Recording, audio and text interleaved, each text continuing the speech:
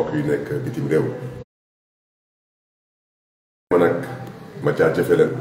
gërëm leen sant leen parce que ba Sénégal doone Sénégal ba tey c'est pour la première fois que Sénégal doon na tey expérimenter li ñuy woowee cohabitation ginnaaw bu ñu leen félicité lu ñuy sàkku ci yéen mbokk yi mooy fulla ak fayda su ma baat ci kaw dégg nañ fi léegi seen tête de liste muy benn jigéen qui n'est même pas capable de gagner une petite commune à Dakar taxaw di lim ay département yu ñu gagné ñoom su ma baat ci kaw soxna si kilifa du fenn kilifa du jéem a yee fitna ci réew su ma baat ci kaw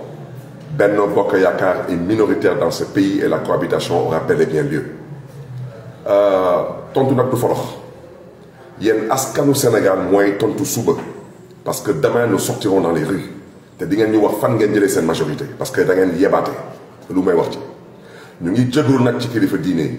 di jégalu ci kilifa aada di jégalu ci suñu ay mbokk parce que am na lu ngeen xam ne ni kenn du ko fi nangu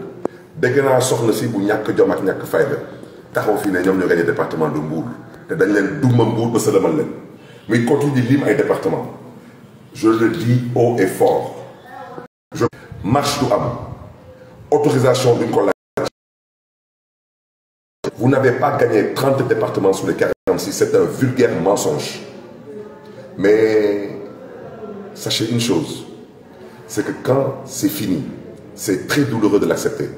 Mais dama ne di ngeen ko nangu par force parce que la rue va s'exprimer au besoin avec tous les moyens à sa disposition. La cohabitation, on vous l'a dit lors de la campagne, elle est inévitable. Vous n'allez pas aller dans cette Assemblée nationale avec une majorité que vous avez préfabriquée. Nous n'accepterons pas. Nous avons des résultats sur la base de PV et je répète tout de suite que ce n'est pas à vous de déclarer des résultats. Vous avez perdu cette élection au niveau national. Dans la diaspora, vous avez été laminé. Donc quand vous donnez des résultats en disant que vous avez gagné dans la diaspora, je vous invite à revoir vos chiffres parce que nous ne l'accepterons pas. ñu ngi gën a mbokk yi di sant mbokk yi di sakku nag ci jeunesse bi fu waay mënti nekk mobilisez-vous et attendez les mots d'ordre parce que cette forfaiture ne passera pas ñu ngi gërëm ñëpp di sant ñëpp et on vous souhaite de passer une très bonne nuit.